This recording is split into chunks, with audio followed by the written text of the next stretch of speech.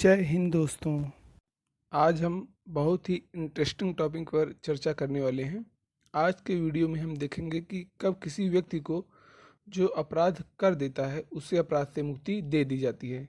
तो दोस्तों, अगर आप आम आदमी हैं तो आपके लिए ये ज़रूरी है जानना कि कब किसी अपराध को कर देने पर किस दशा में उस अपराध से आपको मुक्ति दे दी जाती है, उसके क्या अपवाद हैं, उनके बारे में हम चर्चा करने वाले हैं। अगर आप पुलिस विभाग से जुड़े हैं तो ये वीडियो आपके लिए बहुत आवश्यक होने वाला है। अगर आप यूपीएसआई जुडिशरी की तैयारी कर रहे हैं तो यहाँ से एक्सेप्शन, ये चैप्टर नंबर 4 है दोस्तों आईपीसी का, इंडियन पैनल कोड का। यहाँ से क्वेश्चन पूछ ही लिए जाते हैं अपवाद से। तो आइए हम अपना आज का लेक्चर शुरू करते हैं। ये जो चैप्टर 4, ये सेक्शन 76 से लेकर के 106 तक, ये साधारण अपवादों के संबंध में है दोस्तों। अर्थात इन धाराओं के तहत आने वाले अपराध को दंड से मुक्त कर दिया गया है। अगर दोस्तों आप उन दशाओं में अपराध करते हो जिनका वर्णन धारा 76 से धारा 106 के बीच में दिया गया है, तो आपको उस अपराध से मुक्ति दे दी जाती है। जो धारा 76 से 95 तक की धाराएं हैं दोस्तों, ये क्षमा योग्य बचाव से संबंधित हैं। जबकि उसके आगे 96 से लेकर के 106 तक की जो धाराएं हैं, ये न्यायोचित प्रतिरक्षा से संबंधित हैं। तो आइए हम सेक्शन 76, धारा 76 से शुरू करते हैं। यहाँ दिया गया है, विधि द्वारा आबद्ध या तथ्य की भूल के कारण अपने आप के विधि द्वारा आबद्ध होने का विश्वास करने वाला व्यक्ति द्वारा किया गया कार्य। अर्थात दोस्तों, इसमें बताया गया है कि अगर आप कोई ऐसा कार्य कर रहे हैं जो तथ्य की भूल के कारण हो गया है, तो वो बचाव का एक अच्छा विकल्प हो सकता है। लेकिन दोस्तों, ये याद रखना होगा, आपको समझना होगा कि तथ्य की भूल जो क्षम है, लेकिन अगर विधि की भूल हुई है तो वहाँ पे आपका बचाव नहीं हो सकता। अगर जैसे आप कहीं जंगल में गए हुए हैं और आपको झाड़ी के पीछे से कोई सरसराहट की आवाज़ आती है, आपने उस समय बंदूक ले रखी है और आप वहाँ अपने बचाव के लिए, तथ्य की भूल के कारण आप सोचते हैं कि कोई जंगली जानवर है, वो आपके ऊपर हमला करने वाला है और आप उसको मार देते हैं। जब आप मार देते हैं, वो मर जाता है, वहाँ जाकर आप देखते हैं तो वहाँ पर वो जंगली जानवर नहीं, आदमी था। तो उस समय आप अपना बचाव पक्ष रख सकते हैं कि हमने तो सोचा था ये कोई जंगली जानवर है, तथ्य की भूल के कारण ये हमसे अपराध हो गया। तो आपको वहाँ पे अपराध से उन्मुक्ति दी जा सकती है। उसके बाद दोस्तों नेक्स्ट सेक्शन दिया है 77 न्यायिकता कार्य करते हुए न्यायाधीश का कार्य।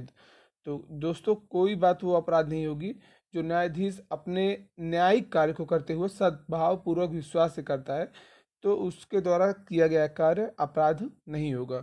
सेक्शन 78 है, न्यायालय के निर्णय या आदेश के अनुसरण में किया गया कार्य। अर्थात दोस्तों, कोई आप ऐसा कार्य कर रहे हैं जो न्यायालय का निर्णय है और उस निर्णय को लागू कराने के लिए आप कोई कार्य कर रहे हैं, तो वो अपराध नहीं होगा। या फिर न्यायालय का कोई निर्णय है, उसके आदेश के अनुसरण में किया गया कार्य, ये अपराध नहीं होंगे।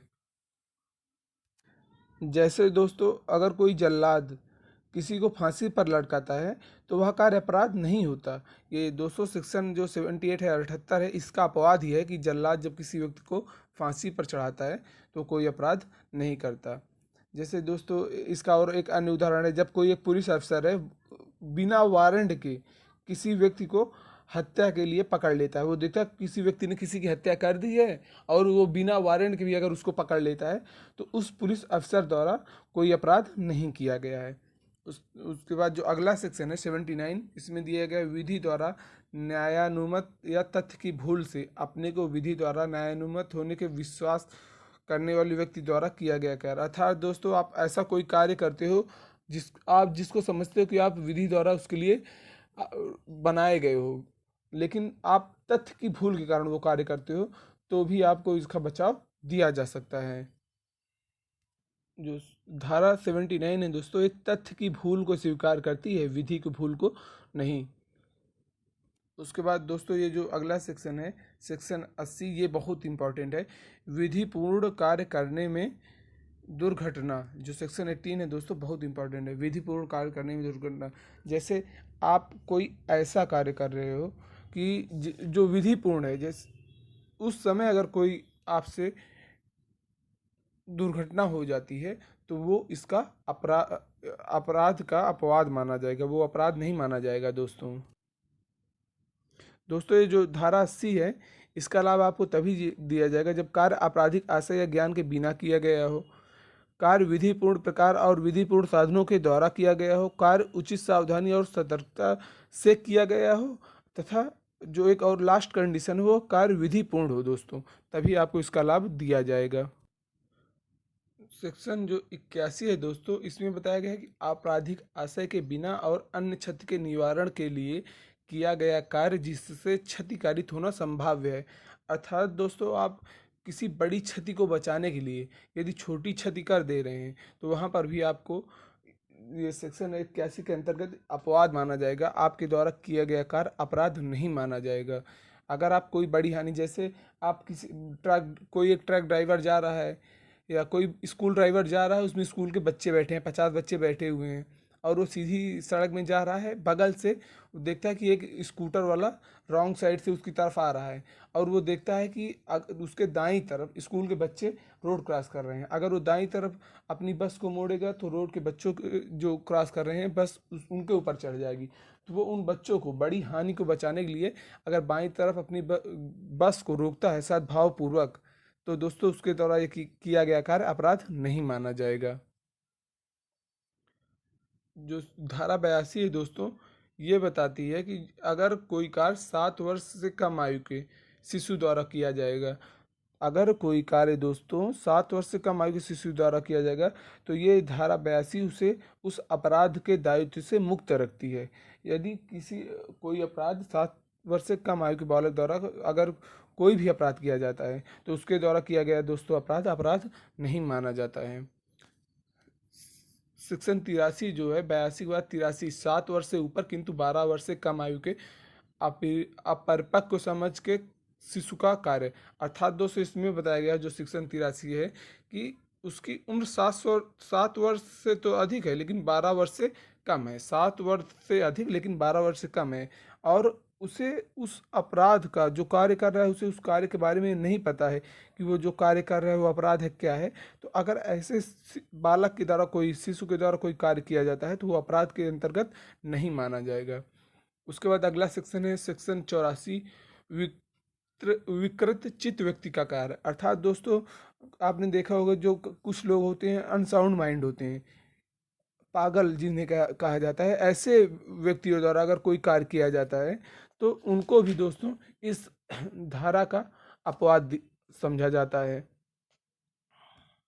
लेकिन दोस्तों यदि अपराध करते वक्त वह व्यक्ति यह जानता था कि वह विधि के विरुद्ध कार्य कर रहा है तो ऐसा होने पर वह दंडित हो सकेगा। वहाँ पर यह नहीं माना जाएगा कि वो अनसाउंड माइंड है, तब उसे दंडित किया जाएगा दोस्तों ऐसी दशा में।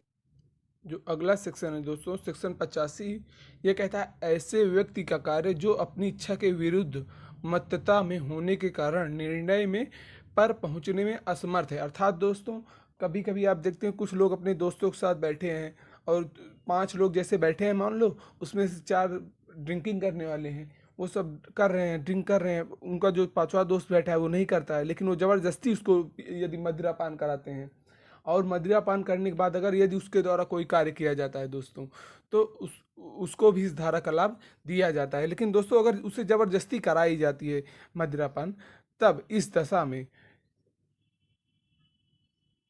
दोस्तों यहाँ ये समझना होगा कि जब वह चीज़ जिससे उसकी मत्तता हुई थी उसको अपने ज्ञान के बिना या इच्छा के विरुद्ध दी गई है तभी उसको लाभ दिया जाएगा इस धारा का, अन्यथा उसको इस धारा का लाभ नहीं दिया जाएगा। जो अगला सेक्शन है दोस्तों ये 85 का जस्ट अपोजिट है, किसी व्यक्ति द्वारा जो मत्तता में है किया गया अपराध जिसमें विशेष आशय या ज्ञान का होना अपेक्षित है। अर्थात दोस्तों अगर आपने जानबूझ के मदिरा पान कर लिया और आप गाड़ी ड्राइव कर रहे हैं, एक्सीडेंट कर देते हैं, और वहाँ पे आप अगर बचाव का पक्ष रखते हैं कि अरे सर हमने तो मदिरा पान कर लिया था, हम मत्तता की अवस्था में नहीं थे, तो वहाँ पे ये आपका बचाव का उपाय नहीं होगा, वहाँ पर आप एक्सीडेंट के दोषी माने जाएंगे। ये बताया गया है धारा 86 में। जो धारा 87 है ये कहती है सम्मति से, मतलब आपकी सहमति से किया गया कार्य जिससे मृत्यु या घोर उपाहत कारित करने का आशय ना हो और उसकी संभाव्यता का ज्ञान हो कि अगर ये कार्य होगा तो इससे क्या हो सकता है। तो उस समय कोई कार्य करते समय यदि दुर्घटना हो जाती है तो वहाँ पर भी आपको बचाव दिया जा सकता है दोस्तों। लेकिन ये जो धारा 87 है इसके निम्न अपवादों के अधीन है। सम्मति 18 वर्ष से अधिक आयु वाले व्यक्ति द्वारा दी गई हो, अर्थात अगर कोई 18 वर्ष से कम का बच्चा है, बालक या बालिका है दोस्तों, उसके द्वारा दी गई सम्मति सम्मति नहीं मानी जाएगी। कार्य से मृत्यु या घोर उपहत्य कारित करना आसिद्ध ना हो, अगर ये सब दशाएं दोस्तों पूरी होंगी तभी आपको यहाँ इस धारा का 87 का अपवाद दिया जा सकेगा।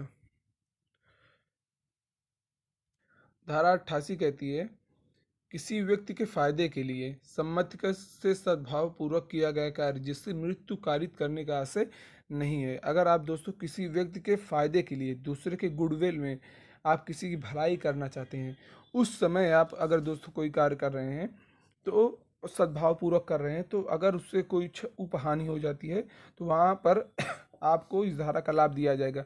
जैसे दोस्तों डॉक्टर होते हैं, डॉक्टर जब अपने किसी मरीज की इलाज करते हैं, इलाज के दौरान यदि इलाज के बाद उसकी मृत्यु हो गई तो डॉक्टर को इसी धारा 88 के तहत ही दोस्तों लाभ दिया जाता है कि उसने तो वह कार्य सद्भाव पूर्वक डॉक्टर अपना कार्य कर रहा था, वो तो अपने मरीज को बचाने का पूरा प्रयास कर रहा था, लेकिन वो नहीं बचा सका, तो वहाँ पर जो डॉक्टर है वो हत्या का या मर्डर का वो नहीं माना जाता दोस्तों दोषी, वो धारा 88 का लाभ उसको मिलता है कि वो अपना कार्य सद्भाव पूर्वक कर रहा था। उसके बाद नेक्स्ट जो सेक्शन 89, संरक्षक द्वारा या उसकी सम्मति से शिशु या उन्मत्त व्यक्ति के फायदे के लिए सद्भाव पूर्वक किया गया कार्य।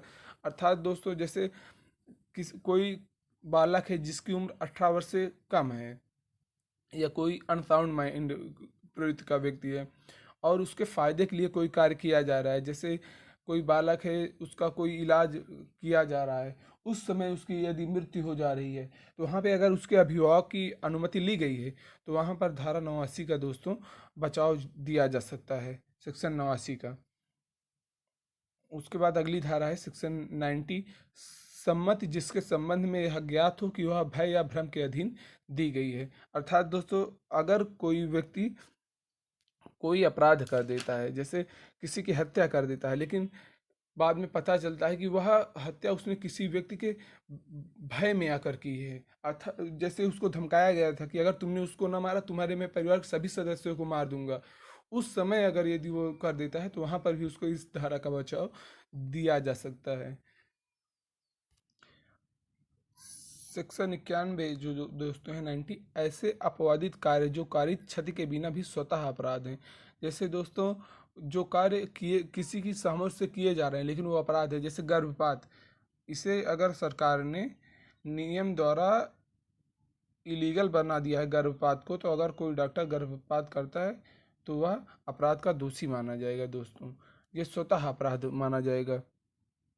सेक्शन 92 है सहमति के बिना किसी व्यक्ति के फायदे के लिए सद्भाव पूर्वक किया गया कार्य। अर्थात दोस्तों यदि आप किसी व्यक्ति के गुडविल के लिए, उसकी अच्छाई के लिए कोई कार्य कर रहे हैं उसकी सहमति के बिना, उस समय कोई क्षति हो जाती है तो भी आपको सेक्शन 92 का लाभ दिया जा सकता है।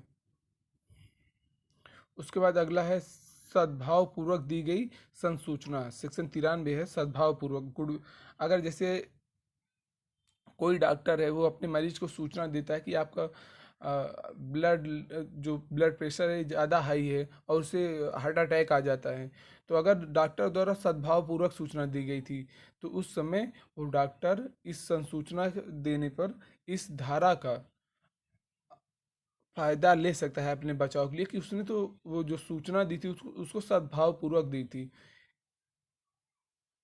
जैसे दोस्तों कोई डॉक्टर किसी रोगी को सूचित करता है कि अब आप ज़्यादा समय तक जीवित नहीं रह सकते, आपकी जो इच्छाएं जिनसे मिलना हो आप मिल लीजिए, या सुनते ही अगर रोगी की मृत्यु हो जाती है और डॉक्टर ने सद्भावपूर्वक दी थी कि अब ज़्यादा दिन के आप बच मेहमान नहीं, अब ज़्यादा दिन आप इस दुनिया में नहीं रहने वाले हैं, तो इस दशा में अगर उस व्यक्ति की मृत्यु हो जाती है तो डॉक्टर किसी तरह के अपराध का दोषी नहीं समझा जाएगा।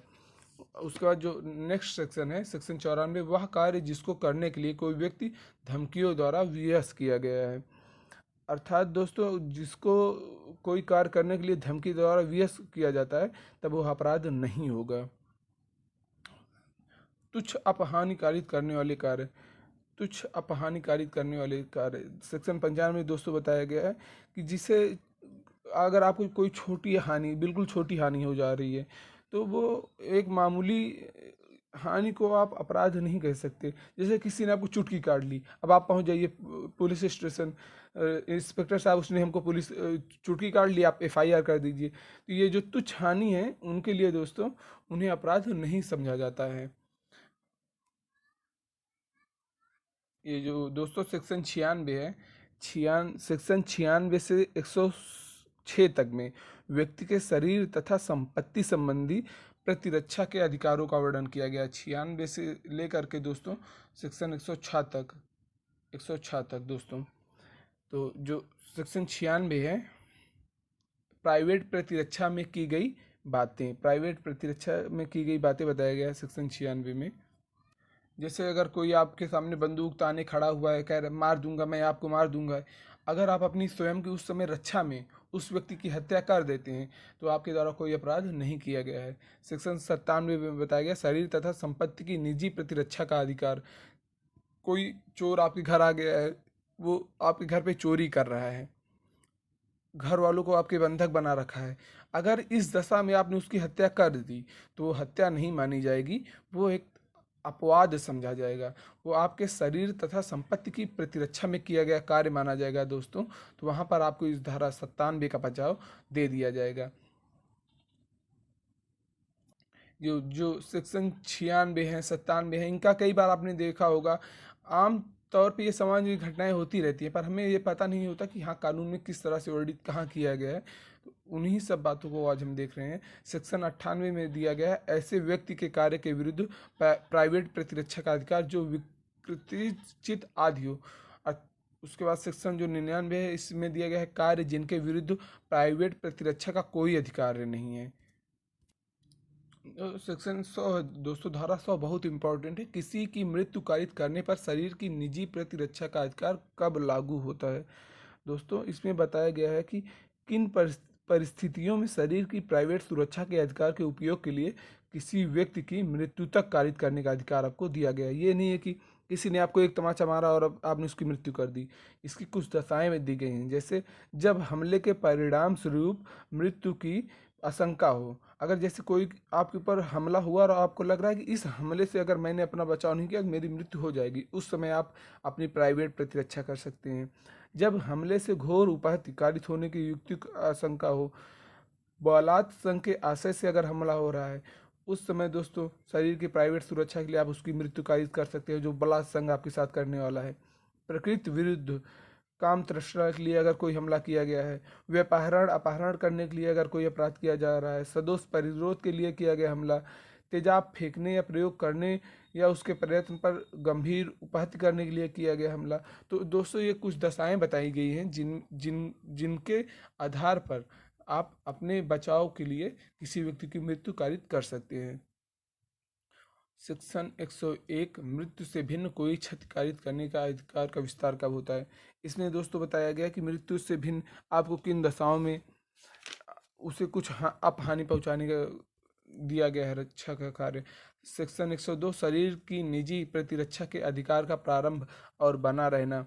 सेक्शन 103 कब संपत्ति की प्राइवेट प्रतिरक्षा के अधिकार का विस्तार मृत्यु कारित करने तक हो सकता है। तो इसमें दोस्तों दशाएं इसमें 4 कंडीशन दी गई हैं कि आप किन दशाओं में अपनी संपत्ति की प्रतिरक्षा के लिए किसी व्यक्ति की मृत्यु तक कर सकते हैं। इसमें 4 कंडीशन बताई गई हैं दोस्तों 103 में।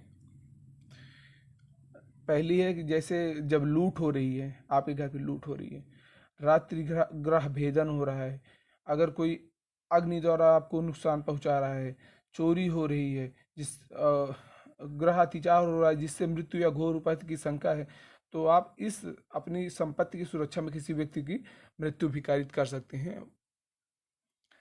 धारा 104 मृत्यु से भिन्न कोई क्षति कारित करने तक के अधिकार का विस्तार कब होता है। धारा 105 जो है दोस्तों संपत्ति के प्राइवेट प्रतिरक्षा के अधिकार का प्रारंभ और बना रहे। सेक्शन 106 में बताया गया है घातक हमले के विरुद्ध प्राइवेट प्रतिरक्षा का अधिकार जबकि निर्दोष व्यक्ति को अपहानि होने की जोखिम है। तो दोस्तों ये रहा आज का आईपीसी का जो अपवाद दिए गए हैं आईपीसी के अंतर्गत, आज के वीडियो में हमने उसको देखा। ऐसे ही और वीडियो के लिए आप हमारे चैनल को अगर नए हैं तो सब्सक्राइब करें, और इस जानकारी को आप ज़्यादा से ज़्यादा लोगों को शेयर करें ताकि उन्हें पता हो सके। ये जानकारी, कानूनी जानकारी दोस्तों सबको होना चाहिए, आप भले विधि के हों या ना हो, छात्र भले ही आप एक, अगर आप आम नागरिक हैं तो आपको ये जानकारी पता होना आवश्यक है। धन्यवाद। जय हिंद।